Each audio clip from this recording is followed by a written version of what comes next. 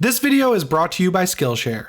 Halloween Ends is filming now. How's it going, guys? As always, my name is Jimmy Champane, and if you like slashers, monsters, or pretty much any movie shot during, set during, or inspired by the 1980s, this is the channel for you. I'm back from my end of the year, beginning of the year break I usually take, and we have some amazing Halloween Ends news to talk about. Sorry for the extended break on this one. I've been working on my other channel, PS Ready, which is all about PlayStation. It just hit 75,000 subscribers, and to be honest with you guys, there just wasn't a ton of Halloween news to talk about, but now we have a ton of it, so let's get into it. So first up, I gotta show you this awesome Steelbook of Halloween Kills I got over at Best Buy. I forgot I pre-ordered this like months ago, so when it showed up on my doorstep and wasn't scratched, wasn't dented, and had all of the discs inside, which are all things that I've had issues with from other retailers in the past, I was honestly pretty excited. I popped that 4K Blu-ray disc into my PS5 and I immediately started up the extended version of Halloween Kills, and it has a lot of stuff to offer. Besides the alternate ending, which honestly we've heard way too much about at this point, I'm absolutely sick of it because it leaked out of the test screening like years ago at this point.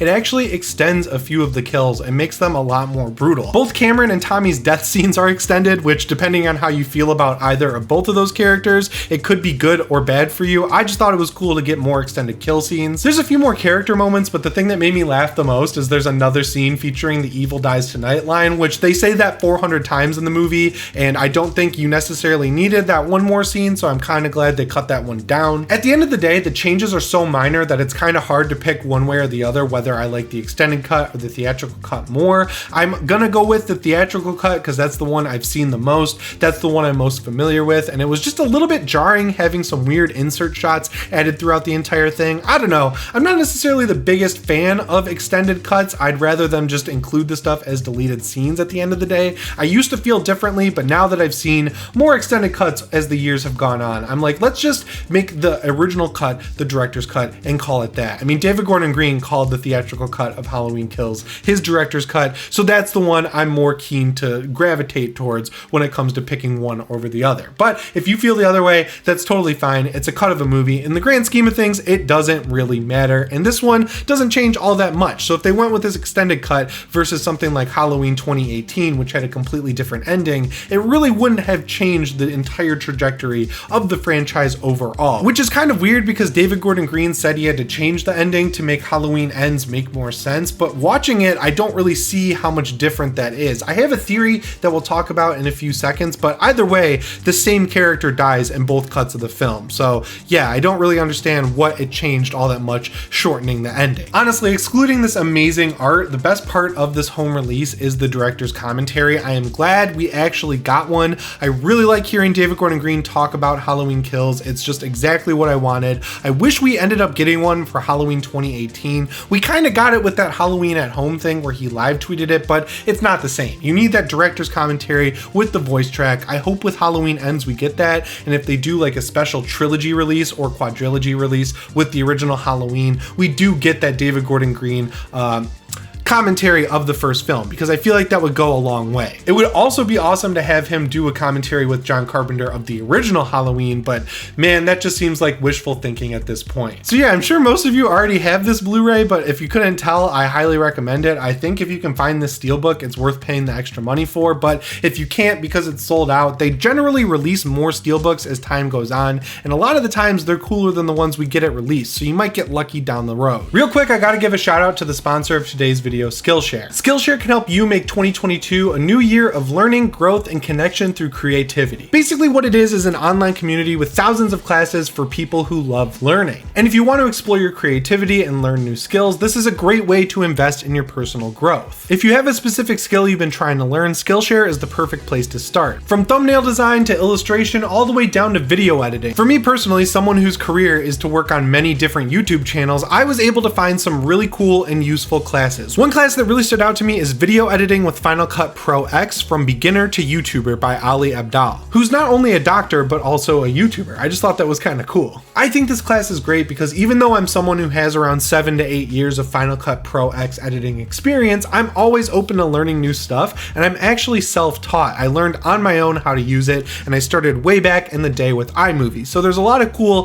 tips and tricks that make everything easier in Final Cut that I didn't really know about. So classes like this are are awesome for me. If you're looking to expand your life creatively in 2022, I highly recommend clicking the first link in my description, because the first 1,000 of my subscribers who click it will get a 1-month free trial to Skillshare. And with that out of the way, let's get back to the Halloween news. Moving on to Halloween Ends, as you guys probably already know, it is currently filming in Savannah, Georgia. Yes, this movie is filming in Georgia, the last one filmed in North Carolina, and Halloween 2018 filmed in South Carolina. Thankfully, they made the location in Halloween Kills feel like the location in Halloween 2018, so I'm not necessarily too worried about it feeling too different in Halloween Ends. Now, we know there's going to be a time skip between the end of Halloween Kills and the beginning of Halloween Ends that basically brings it into modern day, which is weird to talk about. I know it's like 2018 to 2022, but this movie is going to take place on Halloween in 2022, which is kind of cool. I know some people are upset about the time skip because they don't really see why it's necessary, and it was originally announced that it was all going to take place on one night. But by the end of Halloween Kills, Halloween night has gone on long enough, and it seems like the mob actually beats the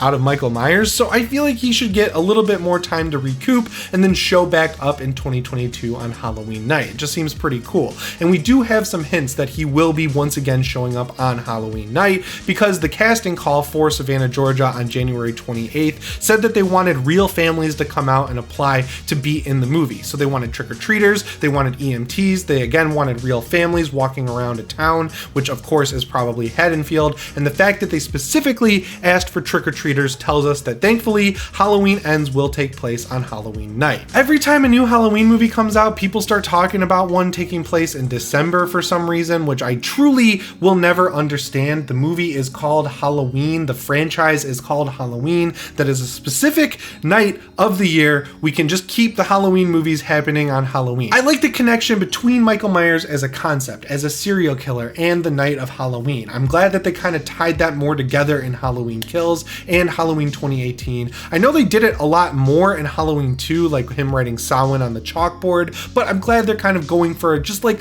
a little bit of supernatural feel here in this new trilogy, because this dude's old, he's been beat to shit, he's been shot multiple times, he's been hit with cars, he's got to have a little bit of Halloween energy keeping him alive. So yes, I'm glad that it is taking place on Halloween night. Honestly, there's a lot of things where I have an opinion on something and I'm like, okay, I could be swayed a little bit by people giving me a good argument. I just personally at this point in time do not feel that there is a good argument for having a Halloween movie not set on Halloween. So knowing that Halloween Kills goes so deep into the morning of November 1st, I'm glad that they're moving the time frame forward and giving us another Halloween night massacre. I was gonna say unfortunately at this point we don't know much about the plot, but I'm gonna say fortunately, because it's nice that none of this movie has leaked so far. It's just great to know that the entire plot of the upcoming Halloween movie isn't out there, so I don't have to ban a ton of accounts from my YouTube comments and constantly have people spoiling the movie for me on Twitter. It just feels kind of nice to not have to deal with that. I'm sure as time goes on, stuff will leak out and I will have to start dealing with that, but we're getting closer and closer to this movie's release date, and surprisingly, nothing has leaked. But what we do have are some set photos that kind of give us some hints as to what the plot might be, where these characters might be at, in the 4-year time jump from Halloween night 2018 to Halloween night 2022. So the first picture we got is a selfie from Jamie Lee Curtis in her new Laurie Strode costume, which yes, she is getting a new costume for Halloween Ends because of the time jump. I guess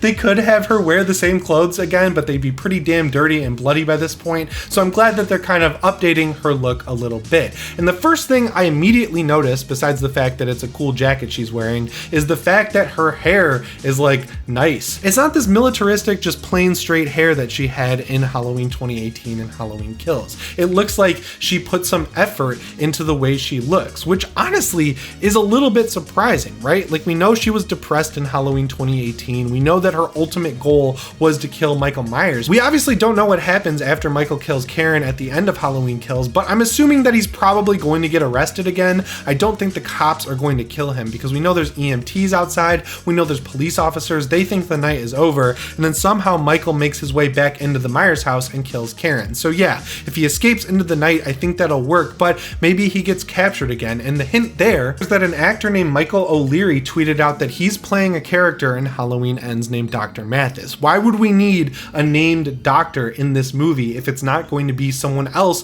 watching over Michael Myers? So knowing that Michael might have gotten captured at the end of Halloween Kills, seeing this new outfit from Laurie, is she trying to finally take a different path and move on from the Michael Myers event back in 1978 and this new one in 2018 that basically ruined her life twice. Like, all of her friends got murdered the first time around, and now her daughter, her son-in-law, her granddaughter's boyfriend, Tommy Doyle, Nurse Marion Chambers, like so many people connected to Laurie Strode's life are now murdered by Michael Myers. Maybe she's taking a different path here and just trying to move on, because Michael is apprehended once again. He's an old dude, like I mentioned. He's gotten beat up pretty bad. Maybe she's just waiting out his death. And that kind of goes with the whole theme of Halloween Kills, which was the whole mob justice thing not really being that great. They got that innocent dude killed who jumps off the hospital, and that horrifically gory scene that was all practical. The scene was sad. The practical effects were incredible. I don't really know how to feel about it other than that. But maybe after Laurie has seen how this violence has led to nothing but more death, she's going to have a change of heart that's probably, I'm just going to throw out a guess here, going to be disrupted by Michael Myers escaping from Smith's Grove once again, or wherever he ends up, to go on yet another killing spree, which I'm assuming, just based on the title of the movie, Halloween Ends, will result in either Laurie dying or Michael dying or both of them dying. Honestly, if I had to pick one, I would say neither, because I like Laurie Strode. I don't think we need to kill her off. I think there's ways to end her story without her dying, and I don't want Michael Myers to die because I want more Michael Myers movies after Halloween Ends. I want this character to keep going. I know that's like against what I'm supposed to be saying here, because I'm supposed to be like, I want the Halloween franchise to have a fitting end, but hell no. They've done a good job bringing back Michael Myers and making him a scary killer again. Let's keep it going. I really want that to happen going forward. The next official picture we got is even cooler. It's Laurie hanging out with Allison and Lindsay. They're sitting at a bar. It kind of looks like Mick's Bar from Halloween Kills, but I'm not going to definitively say that because really, who cares? It could be any restaurant in Haddonfield. It's cool to see those three women hanging out together. I hope they're the main crew of this movie alongside one character who I don't see a lot of people talking about, that's Sheriff Hawkins. I really want him and Laurie to at least be in some sort of relationship or hang out, or just have him in the main cast for Halloween Ends. This dude was brought back in Halloween Kills. I don't want him to have a Cameron moment where they bring him back only to kill him in the beginning of the movie. Let's do something cool with him. It's a great character. Laurie seems to have finally gotten a good relationship, and if she's happy now, if she's doing her hair, if she's trying to get in nice outfits, maybe she has a dude at home who she actually loves and is giving her a good life. You know, we can have some wishful thinking here, and Frank Hawkins is the guy that I want to see Laurie with. I know some people are probably going to say, why doesn't she end up with Ben Tramer? That's because he's not in this franchise, and we don't need to bring back even more legacy characters for them to be killed off. I think we're done with that at this point. The one thing we haven't seen yet that I'd really like to see is Michael Myers' look in this. Obviously, with the 4-year time jump, he could probably find a new mask. I don't really know how they would explain that. I know some people probably want to see him get a pristine new look for this new movie, but if the options are a completely different mask or the messed up Halloween Kills one that's burned on one side, I'm gonna go with that. I still think that mask looks really cool. We've seen some hints that they might be changing it up once again, and honestly, I feel like from a merchandising standpoint, they kind of have to change it up because they'll just re-release the Kills figure if they don't change the mask. They want to be able to release a new Trick or Treat Studios mask. They want to be able to release a new NECA figure, a new Hot Toy. You know, they want to keep that merchandise train rolling, especially if this is going to be the last Halloween movie for a while. I think they're going to want to go all out with it, and the best way to do that is to update his mask. But unfortunately, or again, fortunately, we haven't seen any leaks of how Michael Myers is going to look, so we'll just have to wait and see if anything comes out. Of course, I'm going to keep my eye out, and if you're new here, anything big or major that's spoilery, I will always have at least a warning for, and I'll try my best to talk about it after everyone else does, just to let it get out there more so I'm not spoiling things for people who don't want stuff spoiled. Anyway, guys, that's all I have for you today on this big Halloween Ends update. I'm sure there is more news to come, so if you want to see it, make sure you're subscribed and have your notifications set to all. As always, my name is Jimmy Champane, and I'll see you in the next one. Shape on.